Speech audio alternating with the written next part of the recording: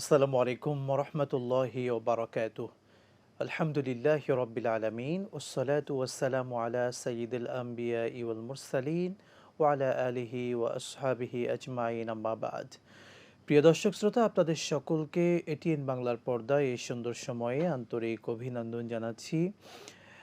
এই সুন্দর অনুষ্ঠানের মাধ্যমে আপনারা আপনাদের জীবনের বিভিন্ন বিষয়ের ইসলামের সঠিক সমাধান জেনে থাকেন।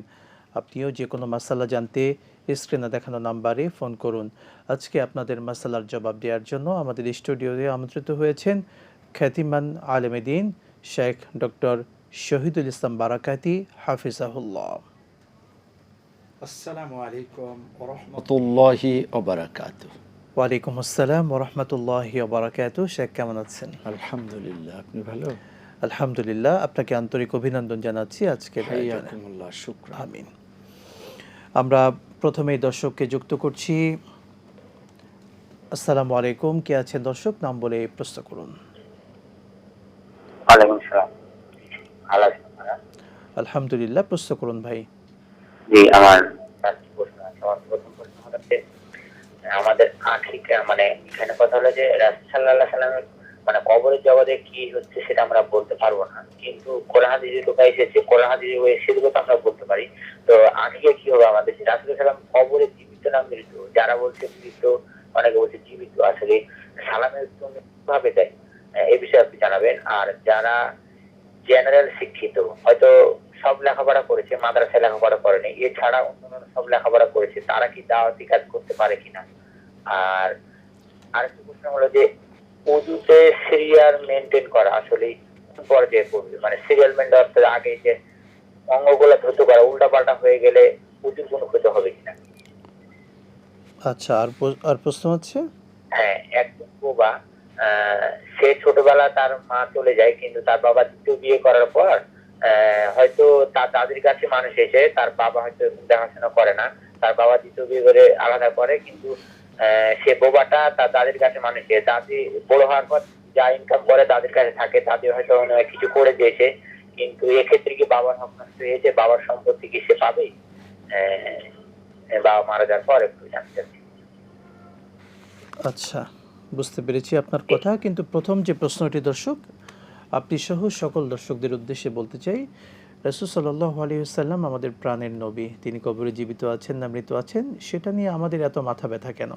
আমরা তার উম্মত হিসেবে তার সুন্নাহ কতটুকু লালন করতে পেরেছি, এটি আমাদের সবচেয়ে বড় কথা এবং নিজেদের প্রশ্ন থাকবে। আমরা শেখ দর্শকের এই প্রশ্ন ব্যতীত আমরা পরের প্রশ্ন যেগুলো আছে সেগুলো নিচ্ছি। না, এই প্রশ্নটার জবাব হয়ে যাক। জি শেখ, বলতে জি। পারেন।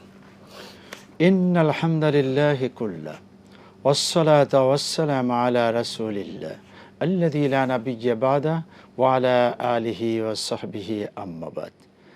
জি বন্ধু, আপনি প্রশ্ন করেছেন রাসূলে কারীম সাল্লাল্লাহু আলাইহি ওয়াসাল্লাম কবরে জীবিত নাকি মৃত। এর জবাব কিন্তু আল্লাহ সুবহানাহু ওয়া তাআলা কুরআনে কারিমে স্পষ্টভাবে অনেক আগেই দিয়ে রেখে দিয়েছেন। যে কথা রাসূল সাল্লাল্লাহু আলাইহি ওয়াসাল্লামের ইন্তেকালের পরে ভাষণে দিয়ে দিয়েছিলেন আবু বকর সিদ্দিক রাদিয়াল্লাহু তাআলা আনহু। তিনি দাঁড়িয়ে হামদ ও সানা পড়ার পরে যে কথা বললেন তা হলো, আউযু বিল্লাহি মিনাশ শাইতানির রাজিম, ওমা মুহাম্মাদুন ইল্লা রাসূল কদ খালাত মিন ক্বাবলিহির রুসুল আফাইম মাতা আও কুতিলা ইনকালাবতুম আলা আকাবিকুম ফাতানকালিবু খাসিরিন। মুহাম্মদ সাল্লাল্লাহু আলাইহি ওয়াসাল্লাম রাসূল বই কিছুই নন। তার পূর্বেও রাসূল এসেছিলেন, তারা যেমন চলে গেছেন তিনিও তেমন চলে যাবেন। তার মৃত্যু হতে পারে, আর যদি তার মৃত্যু হয় তাহলে কি তোমরা পিছনের দিকে ফিরে যাবে, অর্থাৎ আবার কাফের হয়ে যাবে? তাহলে তো অবশ্যই তোমরা ধ্বংস হয়ে যাবে। কথা ছোট, কিন্তু সব কথাই এর মধ্যে চলে আসছে। রাসূল সাল্লাল্লাহু আলাইহি ওয়াসাল্লাম আমাদের মতো আরও পৃথিবীর লক্ষ কোটি মানুষের মতোই মৃত্যুবরণ করেছেন। এবার মৃত্যুর পরে আলমে বরজাখ নামক যে জায়গা আছে, সেখানে অন্য মানুষেরাও যেমন থাকেন রাসূল সাল্লাল্লাহু আলাইহি ওয়াসাল্লাম তেমন আছেন। বাকি রাসূল সাল্লাল্লাহু আলাইহি ওয়াসাল্লামকে আল্লাহ পাক সব কিছু শোনার বুঝার তৌফিক দিয়েছেন তার এই আলমে বরজাখের মধ্যে। এজন্যই আমরা সালাম করি, তিনি সালামের জবাব দেন। আমরা জিয়ারাত করি, সেখানে রাসূল সাল্লাল্লাহু আলাইহি ওয়াসাল্লাম দেখতে পান, বুঝতে পারেন। কিন্তু তার অর্থ এই নয় অন্য 10টি মানুষের মতোই তিনি জীবিত অবস্থায় রয়েছেন, এ কথা বলা যাবে না। আলমে বারজাখে আছেন। ভালো মানুষদেরকে আল্লাহ যে সম্মানে রাখেন, তিনি যেহেতু শ্রেষ্ঠ, তাকে আল্লাহ পাক সম্মানের সাথে রেখেছেন। জি, জাযাকাল্লাহু খায়রান।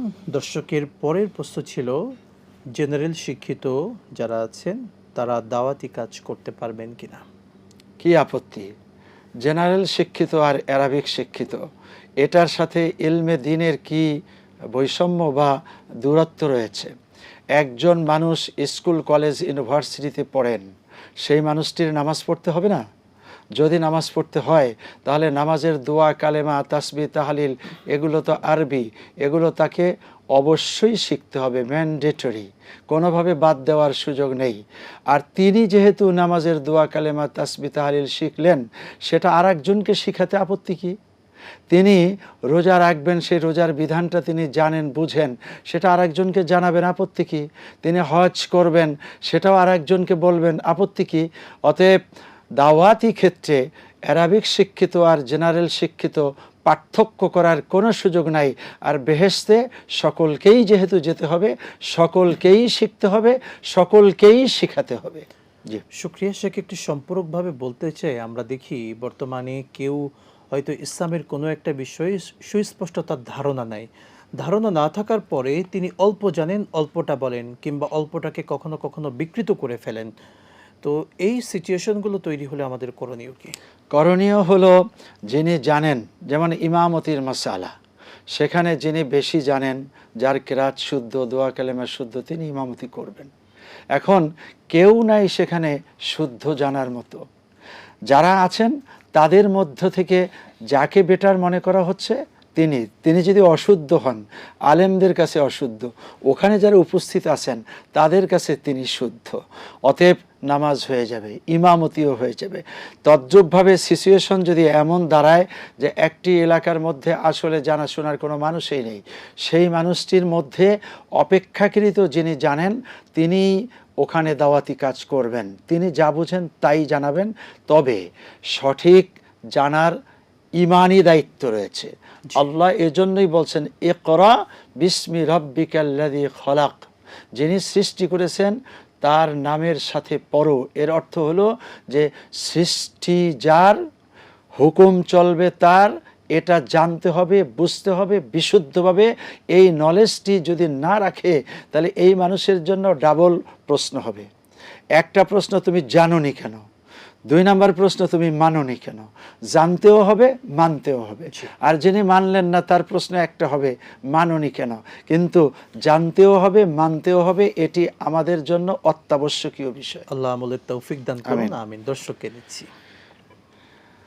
আসসালামু আলাইকুম ওয়া রাহমাতুল্লাহ। কে আছেন দর্শক? প্রশ্ন করুন। ওয়ালাইকুম সালাম ও রাহমাতুল্লাহ ওয়া বারাকাতুহু। আমি সুনামগঞ্জ জলপাড়া থেকে ইনুস বলছিলাম। জি ইউনুস ভাই বলুন।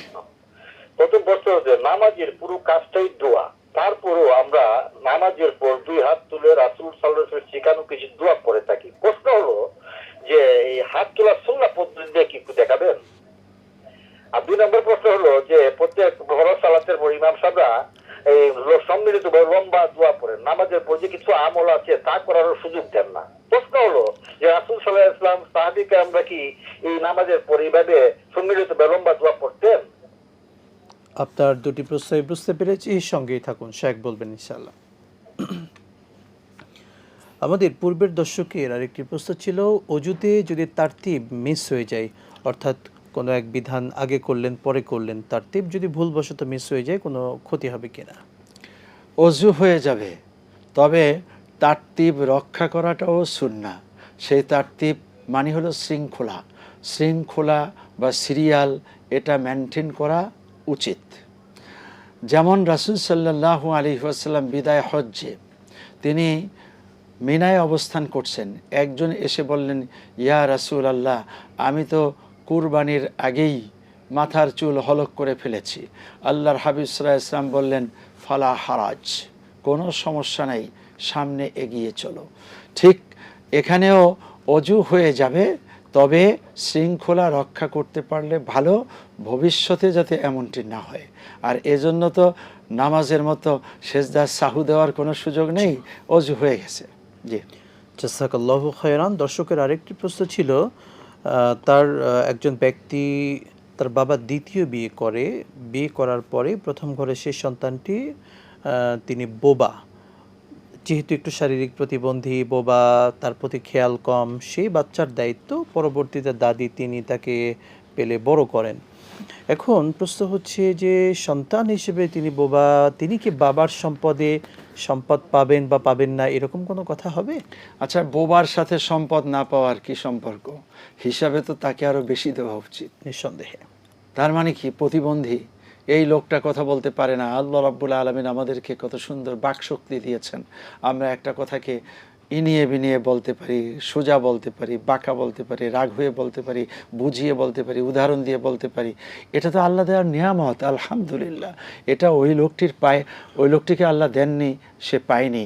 এটার জন্য আসলে তার সম্পদ থেকে মাহরুম হওয়ার কোনো কারণ নেই, বরং অন্যরা তাকে আর একটু বেশি সহযোগিতা করবে। মিরাস হিসাবে যা পাওয়ার তো পাবেই, অন্যরা তার প্রতি মায়া করবে।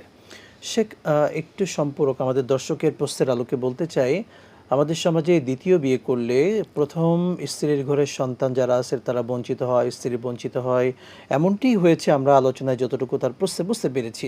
এই সিচুয়েশন হলে করণীয় কি? এর বিপরীতটাও হয়। জি। এর প্রথমরা বঞ্চিত হয়, আবার প্রথমেরা অনেক বুঝে পরবর্তীতে যিনি আসছেন তাকে বঞ্চিত করে দেয়, জি। এটা হয়। এখন আসলে শরীয়তি বিধান প্রত্যেকেই পাবে, অর্থাৎ যে ব্যক্তি বিবাহ করেছে, বিবাহ তার ন্যায্য অধিকার। একজন পুরুষ 4টি পর্যন্ত বিবাহ করতে পারবে। এখন একটি বিবাহ করার পরে দ্বিতীয় বিবাহে গেলেই প্রথমজন বঞ্চিত, তাহলে 3 নম্বরে গেলে 2 জন বঞ্চিত, 4 নম্বরে গেলে কি 3 জনই বঞ্চিত হবে? এটা কি কোনো কথা? না। এই ভদ্রলোকের সম্পদ হিচ্ছা অনুযায়ী মিরাসি সম্পদ সকলেই পাবে, যার যতটুকু অধিকার। কোরআন বলে দিয়েছে সূরাতুন নিসার 11 এবং 12 নম্বর আয়াতে যে পদ্ধতিতে আছে সে পদ্ধতিতেই বন্টন নীতি হবে এবং সেভাবে পাবে, বঞ্চিত হবে না। কেউ যদি বঞ্চিত করে তাহলে সে হারাম কাজ করলো। আল্লাহ বোঝার তৌফিক দান করুন, আমিন। আসসালামু আলাইকুম ওয়া রাহমাতুল্লাহ। কে আছেন দর্শক? নাম বলে প্রশ্ন করুন।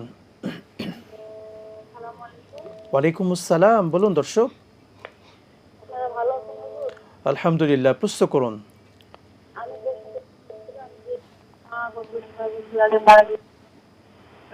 আপনার কথাগুলো স্পষ্ট পাচ্ছি, আবার বলবেন। বলছিলাম যে আমার মা গত 6 বছর আগে মারা গিয়েছেন। তো আমি এখন আমার আব্বাকে বললাম যে মায়ের সম্পত্তি যতটুকু আমি পাই আব্বা আমাকে দেন, কিন্তু আমার আব্বা দিতে যাচ্ছে না। তাহলে আমি এখন কি করবো? আমি যদি কিছু বলতে চাই আব্বা কষ্ট পাবে। আমি চাচ্ছি না যে আমার আব্বা আমার দ্বারা কোনো ব্যবহারে কষ্ট পাবে। এখন আমি আমার আব্বাকে কিভাবে বুঝাবো? আমার সংসারেও সেরকম সচ্ছলতা নাই যেটা দিয়ে আমি করবো, কিন্তু অনেকটাই সম্পদ আমি পাবো আমার ওখান থেকে, কিন্তু আমার আব্বা বুঝছে না। তাহলে আমি এখন কি করতে পারি? বুঝতে পেরেছি বোন। আজকের আমাদের অনুষ্ঠানটি যদি আপনার বাবা দেখতে পারতেন, শিখতে পারতেন, আমাদের শায়েখের কথাগুলো জানতে পারতেন। আমাদের শায়েখ কিছু সলিউশন বলবেন, আপনি যুক্ত থাকুন। শেখ, আমরা অনেকগুলো প্রশ্ন পেয়েছি। আমাদের পূর্বের দশকের প্রশ্ন ছিল সালাতে হাত তোলার সুন্নাহ পদ্ধতিকে। আমরা শেখ শুনবো ইনশাআল্লাহ বিরতির পরে বিস্তারিত।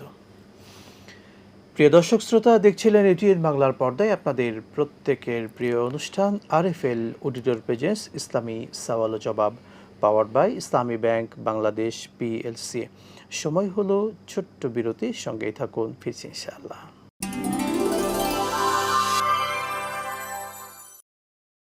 বিরতির পর আরও একবার আপনাদের সকলকে আন্তরিক অভিনন্দন জানাচ্ছি। এটিএন বাংলার পর্দায় আপনাদের সকলের প্রিয় অনুষ্ঠান আরএফএল অডিটর প্রেজেন্স ইসলামী সওয়াল ও জবাব, powered by Islami bank Bangladesh PLC.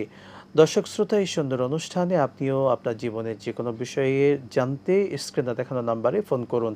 আজকে আপনাদের মাসালার জবাব দিচ্ছেন শেখ ডক্টর শহীদুল ইসলাম বারাকাতি, হাফিজাহুল্লাহ। শেখ, আমরা একজন দর্শককে নিয়ে এরপরে ইনশাল্লাহ আসছি।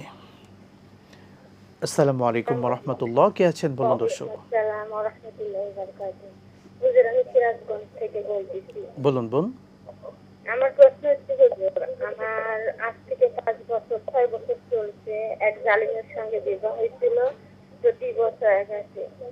আমি আল্লাহ আমাকে যতটুকু জ্ঞান দিছে তার আলোকে আমি আল্লাহর কাছে চেষ্টা প্লাস দোয়া সাধ্যমতো করে যাচ্ছি যে একটা দিনদারি ছেলে আল্লাহ যেন আমাকে মিলায় দেয়।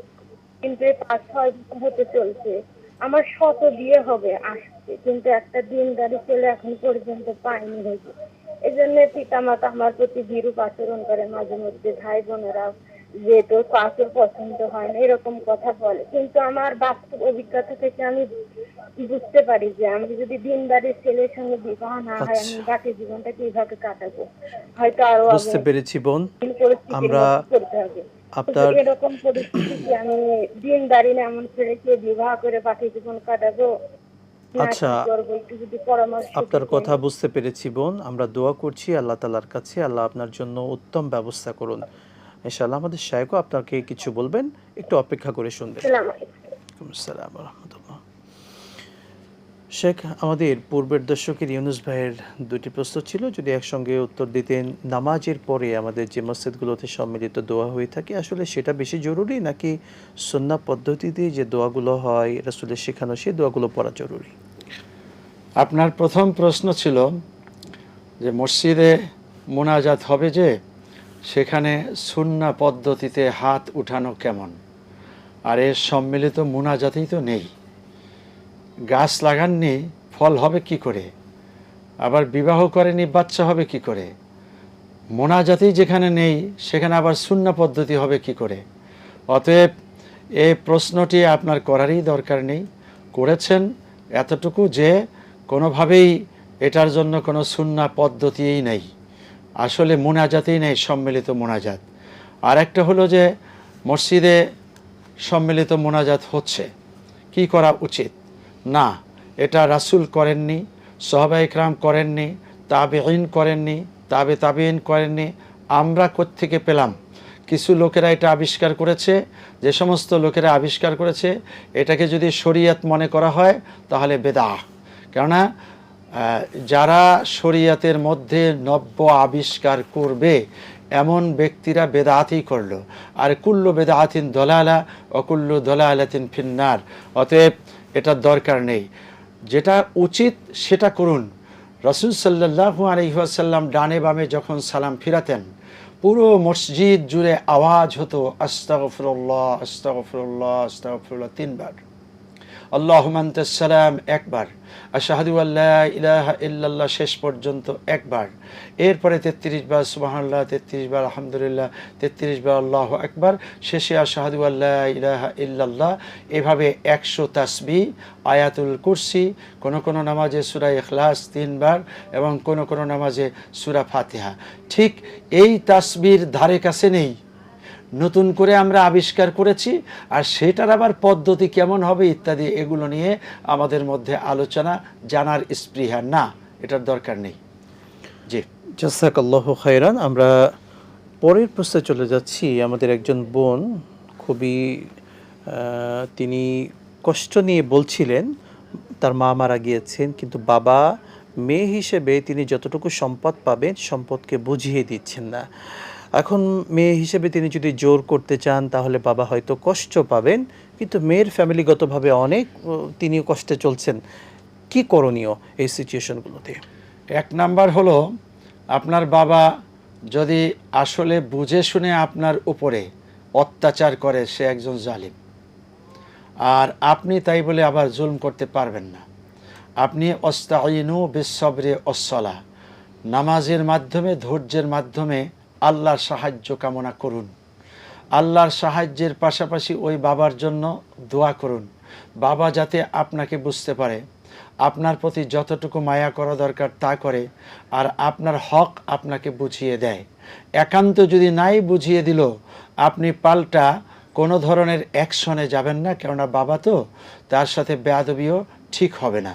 আপনি আমল করতে থাকুন, ইনশাআল্লাহ আল্লাহর পক্ষ থেকে ফয়সালা হবে। হয়তো তিনি আপনার হক দিবেন, না হয় আল্লাহ পাক আপনার মধ্যে, আপনার রিজকের মধ্যে বারাকা দিয়ে দিবেন। একটা ফয়সালা আল্লাহ করবেন ইনশাআল্লাহ। আমরা দর্শককে নিচ্ছি। আসসালামু আলাইকুম ওয়া রাহমাতুল্লাহ। কে আছেন নাম বলে প্রশ্ন করুন। জি হুজুর, আসসালামু আলাইকুম হুজুর। ওয়ালাইকুম আসসালাম ওয়া রাহমাতুল্লাহ। মাসুম কুমিল্লা ধর্মপুর থেকে। জি মাসুম ভাই বলুন। জি হুজুর, দুটি প্রশ্ন হুজুর। প্রথম প্রশ্নটি পবিত্র কোরআন থেকে সূরা ইয়াসিন আয়াত 36, অধ্যায় 36, সূরা ইয়াসিন আয়াত 36। আল্লাহ সুবহানাহু ওয়া তাআলা প্রত্যেক প্রাণী এবং মানুষকে সৃষ্টি করিয়াছেন জোড়ায় জোড়ায়, যেসব জিনিস তোমরা জানো এবং জানো না। আল্লাহ সুবহানাহু ওয়া তাআলা প্রত্যেক প্রাণী এবং মানুষকে সৃষ্টি করিয়াছেন জোড়ায় জোড়ায়। আমার প্রশ্ন, জোড়ায় জোড়ায় বলতে আয়াতটি যে কোরআন কি বলতেছে জোড়ায় জোড়ায়? সূরা ইয়াসিন আয়াত 36। আর দ্বিতীয় প্রশ্নটি হলো, আমাদের দেশে প্রায় মানুষ বলে হাতে খুশি হলে টাকা আসে, হাতে খুশি হলে টাকা আসে, এই ব্যাপারে ইসলাম কি বলে? ভাই হাতে কি হলে তালু, হাতের তালুতে খুশি হলে। ও হাতে তালু চুলকালে। মাশাআল্লাহ, আমরা তো ভালো পদ্ধতি একটা শিখলাম। আপনি যুক্ত থাকুন, শেখ বলবেন। আমরা শেখ আপনার থেকে শুনবো, কিন্তু ইনশাআল্লাহ বিরতির পরে। প্রিয় দর্শক শ্রোতা, এটিএন বাংলার পর্দায় আপনারা দেখছিলেন আপনাদের সকলের প্রিয় অনুষ্ঠান আরএফএল অডিটর প্রেজেন্স ইসলামী সওয়াল ও জবাব, powered by Islami bank Bangladesh PLC. সময় হলো আরও একটি ছোট্ট বিরতি, সঙ্গে থাকুন, ফিরছি ইনশাআল্লাহ।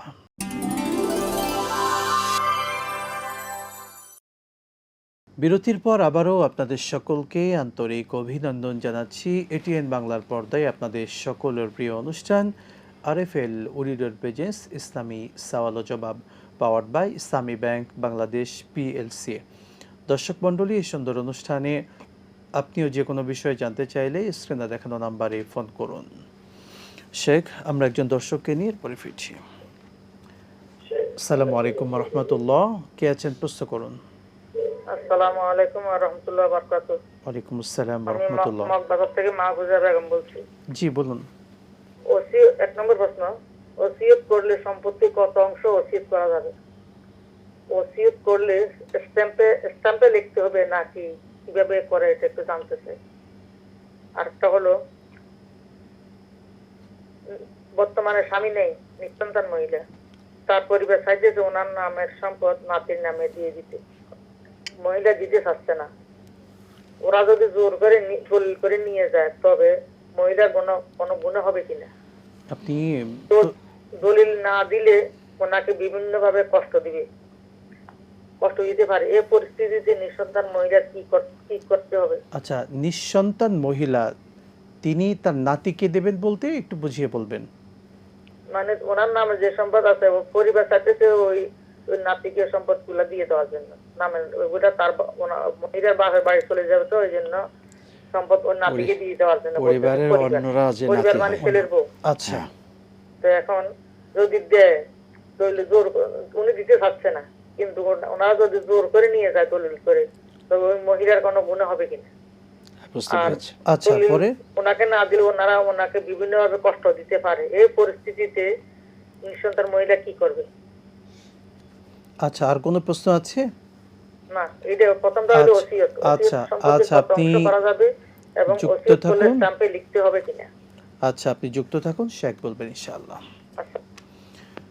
শেখ, অনেকগুলো প্রশ্ন এসেছে, এর ভিতরে আমাদের একজন বোনের প্রশ্ন ছিল। তিনি ডিভোর্সি মেয়ে, তার 5 থেকে 6 বছর থেকে ভালো বিয়ে হচ্ছে না, অর্থাৎ ভালো পাত্র খুঁজে পাচ্ছেন না। এক্ষেত্রে কি করবেন, কি আমল রয়েছে বা তার জন্য কি পরামর্শ দেবেন? প্রথম হলো যে আপনি নিজেই বলেছেন একটা জালিমের সাথে বিয়ে হয়েছিল। আল্লাহ মাফ করুন, হয়ে যায় অনেক সময় এরকম। তা আপনার প্রত্যাশাটা ভালো, একজন নামাজি দিনদার ছেলে আপনি আশা করেছিলেন আগেও, এখনও তাই করতেছেন। আল্লাহ পাক কবুল করুন। 2 নাম্বার হলো, আপনি একটু তাহাজ্জুদ পড়ে দোয়া করুন, কিছু দান সদকা করে দোয়া করুন। হয়তো দান সদকার টাকা পয়সা আপনার নেই, যা আছে তার মধ্যে থেকে 1 টাকা বা তার চেয়ে একটু কম বেশি যা পারেন তাই দান করে, কারণ আস-সাদকাতু তারাদ্দুল বালা। এরপরে হলো আল্লাহর শেখানো ওয়াস্তাঈনু বিস-সাবরি ওয়াস-সালাহ, নামাজের মাধ্যমে ধৈর্যের মাধ্যমে আল্লাহর কাছেই সাহায্য চাওয়া। এরপরে আপনি খাস করে কোনো ছেলেদের ব্যাপারে যদি পরিকল্পনা থাকে আল্লাহর কাছে ইয়া ওলি বলে দোয়া করতে থাকুন। আল্লাহ সুবহানাহু তাআলা হলেন উত্তম বন্ধু, আপনার সাথে আর একজন উত্তম বন্ধুর ব্যবস্থা করে দিবেন। কোনো সময়ই সীমা লঙ্ঘন করা যাবে না। বাবা অথবা পরিবারের সদস্যগণ আপনার সাথে সুন্দর আচরণ করে না, এক্ষেত্রে আপনি কি অসুন্দর করবেন? না, তাও আপনি করবেন না। আপনি ধৈর্যের সাথেই আল্লাহর সাহায্য চাইতে থাকুন, ব্যবস্থা হবে। আর যদি ব্যবস্থা না হয় তাহলে যেটা আল্লাহ মঞ্জুর করেছেন এইভাবেই জীবন চলবে।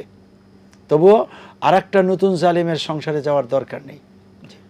শুকরান জাযাকাল্লাহ, আল্লাহ তাআলা তৌফিক দান করুন, আমিন। আমাদের আরেকজন ভাইয়ের প্রশ্ন ছিল সূরা ইয়াসিনের 36 নম্বর আয়াতে কারিমা সংক্ষিপ্ত তাফসীর, যে আল্লাহ তাআলা জোড়ায় জোড়ায় সৃষ্টি করেছেন, যদি একটু সংক্ষেপে বুঝিয়ে বলতেন। ওয়াখালাকনাকুম আজওয়াজা, জোড়া জোড়া। আসলে আপনার মাসুম ভাই দুইটা কথা আপনাকে একটু বলে নেই। এক নাম্বার কথা হলো আপনি আসসালামু আলাইকুম বলেন, এটা বলবেন না। আসসালামু আলাইকুম ওয়া রাহমাতুল্লাহ, এই সালামটাকে শুদ্ধ করুন। দুই নম্বরে হলো কুরআনের তাফসির আপনি জানার ক্ষেত্রে যে পদ্ধতিতে প্রশ্ন করেন, বিনয়ের সাথে বলবো আপনি এইভাবে প্রশ্ন করবেন না। আপনি বলছেন আল্লাহ কোরআনে কি বলতে চাইছে, এই যে ভাষাটা, তাতে আল্লাহকে একটা ধমক দেওয়া হয় আর কোরআনকে অবমাননা করা হয়। আল্লাহ কোরআনে কি বলতে চাইছে, এই ভাষাটাকে আপনি ঠিক করুন। আল্লাহর এখানকার কথাটা আমি বুঝিনি, এটা বলতে পারেন আপনি। আমার এই জায়গাটায় বুঝে আসে না, যদি একটু বুঝিয়ে দেন। আর বোঝানোর বিষয়টা হলো এটা তাফসির করা, কোরআনের তাফসির করার জন্য আসলে এই আয়োজনটা না। এই আয়োজনটা হলো ইয়েস নট, হালাল হারাম, সুবিধা অসুবিধা, সমাধান।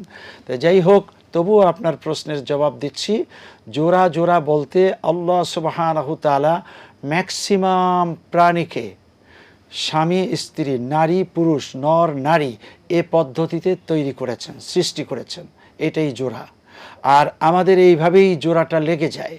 কোথায় একটি নারী, কোথায় একটি পুরুষ। আমেরিকাতে রয়েছে একটা মেয়ে, বাংলাদেশে একটা ছেলের সাথে তার সম্পর্ক হয়, বিবাহ শাদী হয়ে যায়। এরপরে দুইজনেই মা বাবা ছেড়ে দিয়ে এই দুইজনকেই সবচাইতে বেশি মহব্বত করেন, মাওয়াদ্দাতা ওয়া রাহমা। এদের ভিতরে এত মহব্বত হয়, এত প্রেম হয়। এই যে জোড়া, ঠিক নারী পুরুষের জোড়া যেমনটি আছে আমাদের মানুষের মধ্যে, এমনটি অন্যান্য প্রাণীর মধ্যেও অনেক ক্ষেত্রেই বিদ্যমান। ওই জিনিসটি আল্লাহ বোঝাতে চেয়েছেন। কোনোটি থাকতে পারে জোড়া নেই, সেটা কম দেখে লেল আকসারে হুকমুল কুল হিসাবে এই কথাটি বলা হয়েছে। জি, শুকরান জাযাকাল্লাহ। পরে আরেকটি প্রশ্ন ছিল, হাত চুলকালে টাকা আসে, আমাদের যে ধারণা এটা আছে একটা সমাজে, শিরক। এই জাতীয় কথা বলা যাবে না। হাত চুলকালে টাকা আসে, তাহলে মাথা চুলকালে কি আসে? বিপদ আসে। পা চুলকালে কি আসে? দৌড় আসে। তার মানে কি, এগুলো আসলে কিছু মানুষের বানাওয়াট কথাবার্তা। এটা কোরআন দ্বারা, হাদিস দ্বারা স্বীকৃত নয়। টাকা দেওয়ার মালিক আল্লাহ, যখন টাকার বরাদ্দ হবে তখন টাকা এসে যাবে। হ্যাঁ, এই জন্য যাদের ইচ্ছে নেই তাদের একটা সদিচ্ছা থাকতে হবে, আর আমাদের দোয়া করতেই হবে, দায়িত্ব পালন করতেই হবে। আল্লাহ তৌফিক দান করুন। আল্লাহুম্মা আমিন। আরেকজন দর্শকের যে প্রশ্ন ছিল, একজন ব্যক্তি তার সম্পদের কতটুকু ওসিয়ত করে যেতে পারবেন এবং সেটা কিভাবে করে যেতে পারবেন? 1/3। আপনি যেমন 1 লক্ষ টাকা আছে, সেখানে 33,000 টাকা পর্যন্ত, 33,000, 33.33, এই যে এই পর্যন্ত আপনি ওসিয়াত করতে পারবেন। এর চেয়ে বেশি 1 টাকাও না, 1 পয়সাও না, জায়েজ নেই। আচ্ছা, এটার কমের ভিতরে থাকা ভালো। কিভাবে করবেন? আপনি বলছেন স্ট্যাম্পে লিখতে হবে। হ্যাঁ, আজকের পৃথিবীতে স্ট্যাম্পেরই একটা চল এসে গেছে। এটা একটা পাকাপোক্ত ডিড হয়, এবং আল্লাহও বলছেন ফাকতুব বাইনাকুম কাতিবুম বিল আদলে, ইনসাফ ভিত্তিতে তোমরা সব কিছু লিখে রাখো। না লিখলে মুখে মুখে কথা থাকে না, টিকে না, লেখাটাই থাকে না। লেখা নিয়েই কত মামলা মোকদ্দমা হয়ে যায়, দুনিয়াতে কত তুলপার হয়ে যায়, শেষ পর্যন্ত মার্ডার হয়ে যায়। অতএব লেখতেই হবে আল্লাহর হুকুম। আর সেটা স্ট্যাম্পে হলে, বর্তমান জুডিশিয়াল স্ট্যাম্প 300 টাকার কম হইলে এটা ভ্যালুলেস। অতএব মিনিমাম 300 টাকার স্ট্যাম্পে লিখে একটা আইনি ভিত্তি তৈরি করে রাখতে হবে। শুকরান জাযাকাল্লাহ। পরের প্রশ্ন ছিল নিঃসন্তান মহিলা তার সম্পদকে জোর করে নেওয়া এবং সেই সম্পদকে অন্যের নামে লিখে দেওয়া কখনো কখনো আমরা ফ্যামিলিতে দেখতে পাই, এটা ঠিক কি না?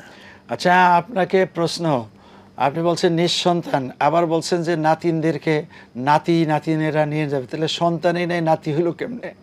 এটা আমরা বুঝে নিয়েছি হয়তো নিকটতম আত্মীয় স্বজনের আত্মীয় বা নিকটতম ছেলেমেয়ে যারা আছে তাদের ছেলেমেয়েরাই নাতিন হয়েছে। তারা যদি জোর করে নিতে চায় ওরা হলো জালিম। জোর যারাই যেখানে করুক না কেন করতে পারবে না, জোর চলবে না, জুলুম চলবে না, যারাই জোর করে তারাই জালিম হয়। 2 নাম্বার হলো আপনি আবার অ্যাডভান্স লিখে দিতে চান না, এটাও আপনি করতে পারবেন না। তার মানে আপনি অ্যাডভান্স লিখে দিবেন, এটা শরীয়তি বিধানের সম্পূর্ণ পরিপন্থী। একজন মানুষ তার মিরাস অন্যরা পাবে তখন, উনি মরে যাবেন যখন। আপনার মৃত্যুর আগে দেওয়াও ঠিক নয়, আবার যারা জোর করে নিতে চায় তাদের নেওয়াও ঠিক নয়। তাহলে ঠিক কি? ঠিক হলো এই মুহূর্তে আপনি যে কোনো টেকনিক অবলম্বন করে সম্পদকেও সেভ করুন, আপনার যান জীবনকেও সেভ করুন। ওরা যাতে আপনার উপরে জুলুম করতে না পারে সেই দিকটা আপনি লক্ষ্য রেখে সতর্কভাবে চলুন, দরকার হলে হিজরত করুন। জি, আল্লাহ বোঝার তৌফিক দান করুন, আমিন। এবং পরামর্শ দিতে চাই, আমাদের প্রোগ্রামটি এটিএন বাংলা ইসলামিক ফেসবুক পেজে পেয়ে যাবেন, সেখান থেকে প্রয়োজনে তাদেরকে শোনাতে পারেন, ইনশাল্লাহ উপকৃত হবেন। দর্শক মণ্ডলী, দেখছিলেন এটিএন বাংলার পর্দায় আপনাদের সকলের প্রিয় ইসলামিক আয়োজন RFL অডিটর প্রেজেন্স ইসলামী সওয়াল ও জবাব, powered by Islami bank Bangladesh PLC। আজকের মতো বিদায় নিচ্ছি, দেখা হবে আবারও। আসসালামু আলাইকুম ওয়া রাহমাতুল্লাহি ওয়া বারাকাতুহু।